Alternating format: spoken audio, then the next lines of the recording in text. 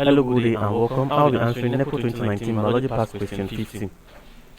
Sweet taste is felt in the parts labeled I, II, IV, and V. Now this is the diagram. This diagram represents what the mammalian tongue. Represents the mammalian tongue.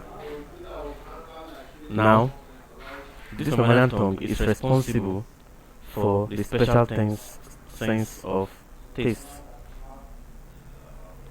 Special sense of taste. So it's responsible for what? For the sense of taste.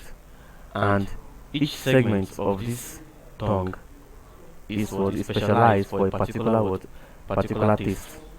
Now, I here, that is this area behind here, is for bitter taste.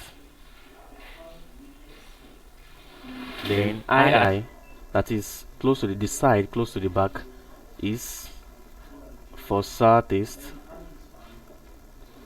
III, that's the side in the front, is for salt taste.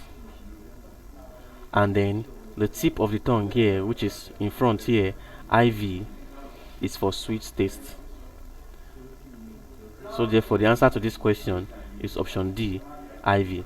So sweet taste is felt in the parts labeled what? IV, and that is option D.